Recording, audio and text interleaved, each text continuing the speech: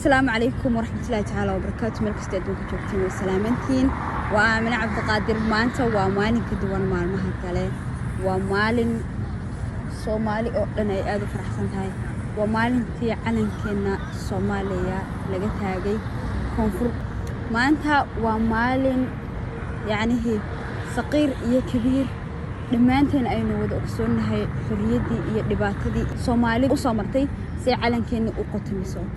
runtii inagu waxaynu ku kornay wadan dhisan dad la tababaray wadannimo ayaynu ku kornay taasna waxay noo keenay awiyaasheen alxamdulillah ilaahay qabriga ha u nuuriyo ilaahay qabriga ha u waasiyo ilaahay Soomaali mid ha ka dhigo maanta waxaan rabaa inaan mideedii sheego aan wax ka soo jeedaa gobolka la dhahdo Awdal Boorama xaqiiqatan wax la igu soo koriyay wadannimo wax la igu soo koriyay inaan wadankayga dhawrto wax la igu soo koriyay inaan wadankayga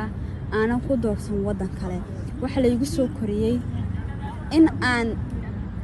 macnaha wadankayga wax ku ahay aniga wadanka wax ka soo maqanay 3 sano ana abba waxaan soo maray 3 dal baan soo maray xaqiiqatan 3 dal aan soo maray waa Suudaan waa Turki iyo Malaysia hada joogo intaas ba waxa nin aan dul marin dhaayala markaad wadankaaga ka soo baxdo waxaad ogaanaysaa qiimaha wadankaaga waxaad ogaanaysaa qiimaha wadannimada maanta waxaad arkaysaa wadankan aynu joogno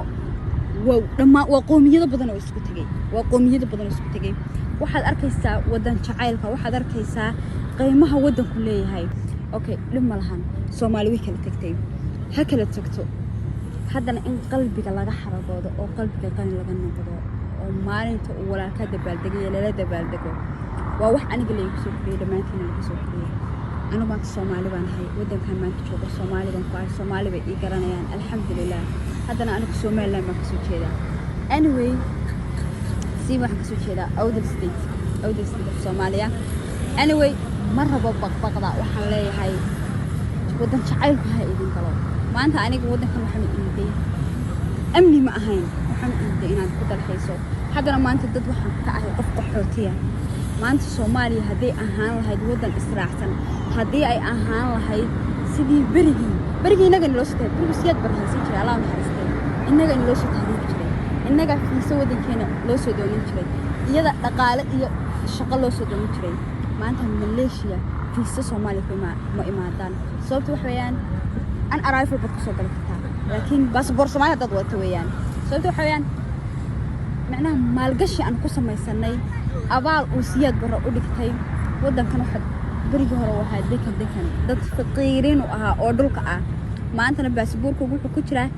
10 quwadood oo baasaboorada ugu weyn dadkooda gaarsiiyay qabiil mu gaarsiin in la isku tagay ayaa waxa la samaystay dawladnimada iyo wadannimada haydi ka go'naato anyway haddaan idin canaantay haddaan hadalka idin ku badiyay inta baa iga raali ahaanayaan runtii maanta dhan waa ooyay ma xitaa waa igu xumaaday macnaha waxaan u ooyay dhammaan isku qabiil maniin waxa soo kaya keenay waa calanka maanta xilana dhammaan isku kaya keenay ma fahanteen alxamdulillah ilaah Soomaaliga dhaliyay ayaa mahad Soomaaliya ha noolaato Soomaaliya ha guuleysato si isbishan halhalaya dhalinyarta waxaan leeyahay Soomaaliya idinka ka dhigi kara Soomaaliyadii hore ee bariga la yaqaanay anyway happy independence day Soomaaliya ha noolaato happy independence day Soomaaliya ha noolaato hambaliyo kooda luuliyo Soomaaliya ha noolaato hambaliyo Soomaaliya ha noolaato hambaliyo Soomaaliya ha noolaato hambaliyo Soomaaliya ha noolaato sidoo kale Soomaaliya ha noolaato hambaliyo Soomaaliya independence day waxaan leeyahay Soomaaliya ha noolaato